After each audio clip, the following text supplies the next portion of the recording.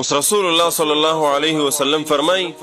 وی کم مسلمان چې د جمعې په ورځ په ما باندې صرف او صرف یو پیر درود وای صرف اور صرف ایک مرتبه نو الله رب العزت په د باندې د عافیت یو دروازه کولاو کی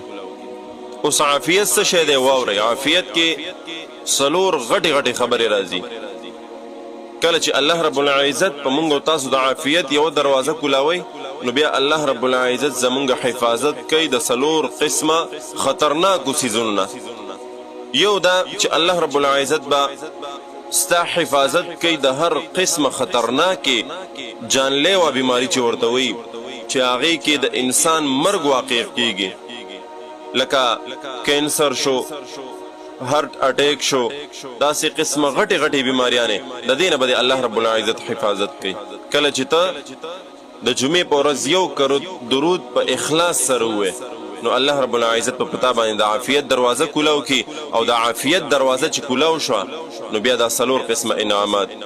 اولنې هغه انعام چې د خطرناکو بیماریانو نه به الله محفوظ ساتي دویم د تنهایی د ګناه نه به الله محفوظ کی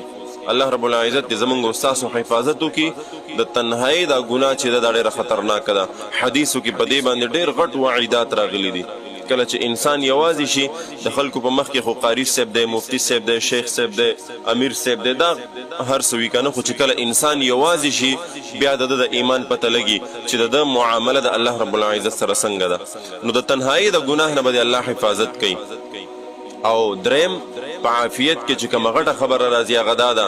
چې د دنیا د ظالمانو نه به الله محفوظ وساتي دنیا کې قسمه قسم خلک ظالمان جابران فاسقان د دینه به الله محفوظ ساتي د ظالمانو د ظلم نه به الله محفوظ کی او سلورم بغیر مهنت بدرته الله رب العزت بهترین رزق درکړي پر رزق پس به دینه ذلیل کوي منډه ترډي بور پسې نه وي نو دا اوس عافیت ته یو ځل درود ویلو د عافیت یو دروازه کولاو شو سل ځل دی ویل سل دروازې کولاو شي زر ځل دی ویلو زر دروازې کولاو شي رسول الله صلی الله علیه وسلم فرمایي د خون خبره چې وې د جمعې په شپه د جمعې په ورځ څوک په ما باندې درود وای نو دا درود د پرشتو ډیوټي دا لګیدل چې براه راست د ما په سر راسي اوس مثال تا دلته کې د پیښور نه درود ویلو په پیښور کې د پلانی زینت او ویلو نو پرشته لاړ شي یا رسول الله صلی الله علیه وسلم سا پلانی امتی د پلانی زوی د پلانی ملک د پلانی خار د پلانی ضلع نه تر محله پورې ساغه ټول بیان التکوشي چې د پتا باندې درود ویلو بیا رسول الله صلی الله علیه وسلم ورته فرمای چې ز په خپل قبر اطهر کې